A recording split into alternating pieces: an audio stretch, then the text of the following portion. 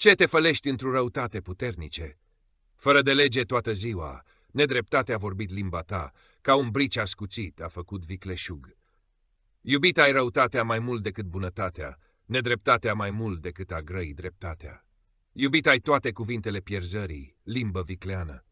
Pentru aceasta Dumnezeu te va doborî până în sfârșit, te va smulge și te va muta din locașul tău și rădăcina ta din pământul celor vii. Vedea vor drepții și se vor teme și de el vor râde și vor zice: iată omul care nu și-a pus pe Dumnezeu ajutorul lui, ci a nădăjduit în mulțimea bogăției sale și s-a întărit într-o deșertăciunea sa.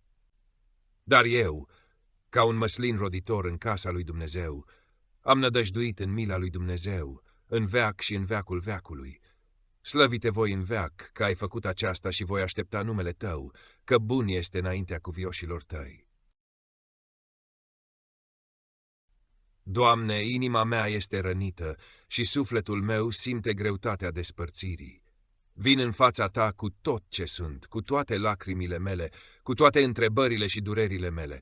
Curăță-mă de amărăciune, de regrete și de orice gând care mă leagă de trecut. Zidește în mine, Doamne, o inimă curată și reînnoiește un duh drept în lăuntrul meu. Umple golul din sufletul meu cu prezența ta, ca să nu mă mai simt pierdut și singur. Dă-mi puterea să accept ce a fost și să privesc înainte cu speranță. Nu mă lăsa să mă cufund în tristețe, ci dă-mi bucuria de a trăi din nou. Îndepărtează orice durere care mă apasă și înlocuiește-o cu liniștea ta.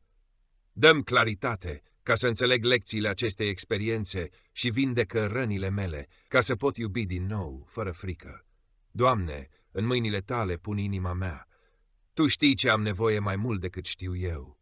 Îndrumă-mi pașii spre oameni și experiențe care mi-aduc pace și împlinire. Ajută-mă să mă ridic mai puternic și mai înțelept din această încercare. Îți mulțumesc că ești alături de mine, că mă întărești și că îmi deschizi noi drumuri. Cred că ai pregătit pentru mine un viitor plin de binecuvântări. În numele tău mă ridic și aleg să merg mai departe cu speranță și încredere.